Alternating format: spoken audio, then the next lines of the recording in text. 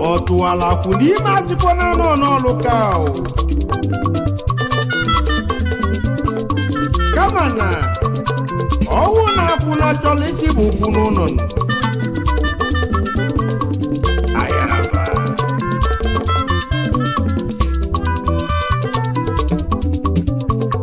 Ndibanyu esio Okumweli konyeku Maneyi kalimwanyiku Osiaji nalaka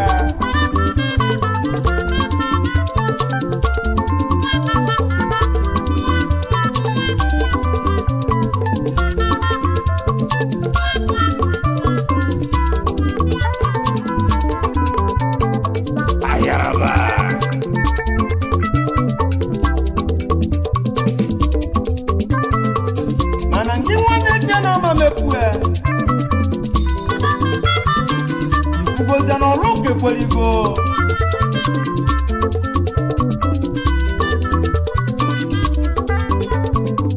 Makodi onenu nanyo yilile Makodi onenu nanyo yebia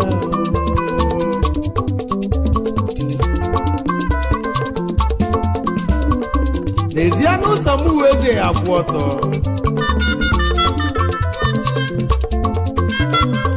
Inadaziko nyebu itei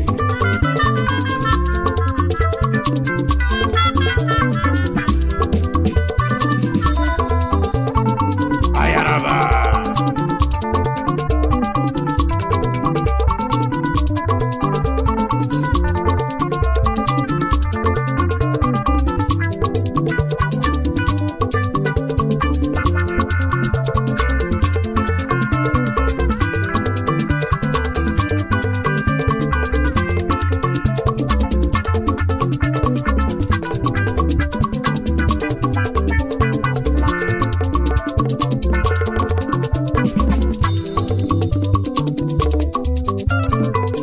Igwana nuju esio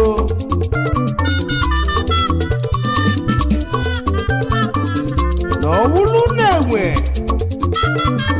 si n'elu wee daa ifela tukwuo n'eluigwe maka na nne mụrụ enwe mụrụ ya n'elu osisi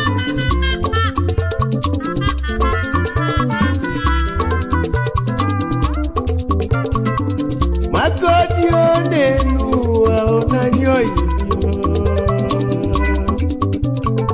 amaghị ife siri ike n'elu ụwa n'anya oyibo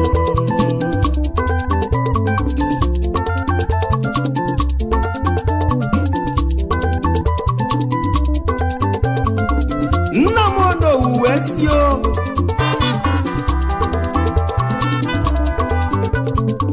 na ifeọma dịghị eju isi maka na ifeọma ka na-echezọnụ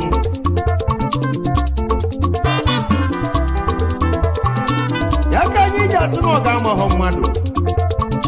ayaraba onye fụrụ ọgọ ya mee maka na ọ ga-adịghị eyi eyi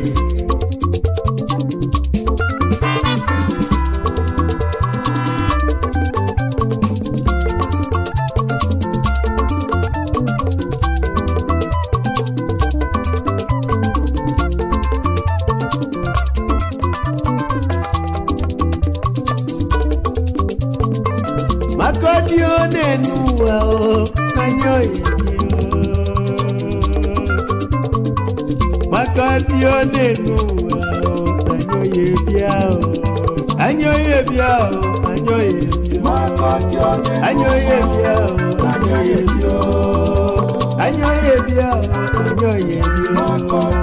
anya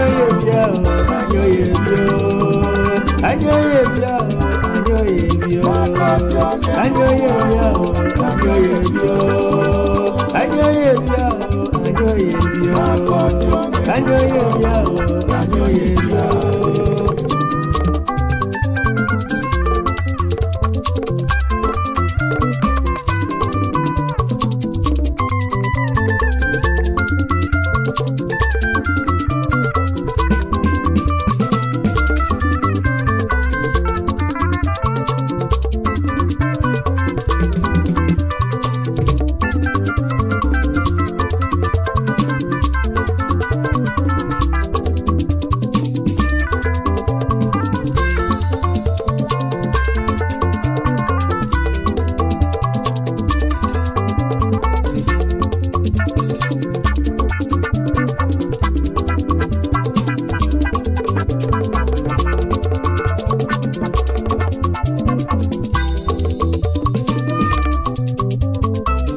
ejeweze na kilo gido ka anyị je kenezi nwanne nuo ajezia na kilo gido ka anyị kenezi nwanne onye egwu azọ nwanne ya odogwu n'isobili onye egwu azọ nwanne ya onye ọma n'isobili ahụ onyezi ka anyị na-ekwuzi maka ya Mr. Chuka Niche CEO Tuxino Limited Bejo CEO Bia Group ụwa bela onye nwanụ na Bejo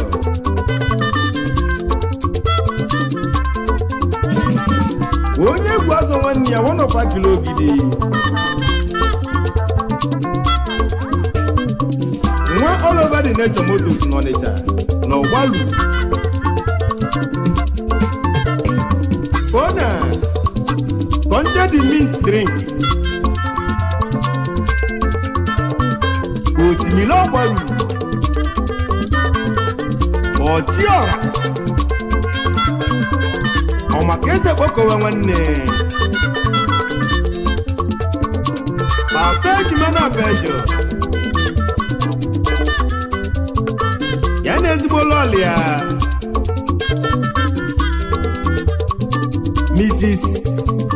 Rika Pekarine Aniche nwanyị onye ọcha Lili Osodieme oyibo nwanyị agbara m obi dị ya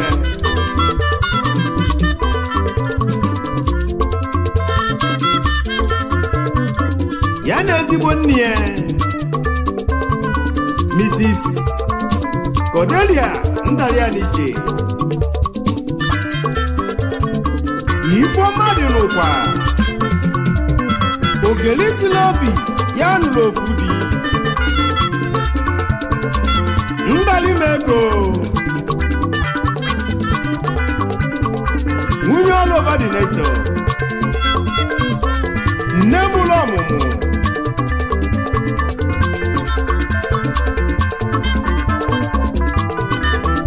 Makodia anyoye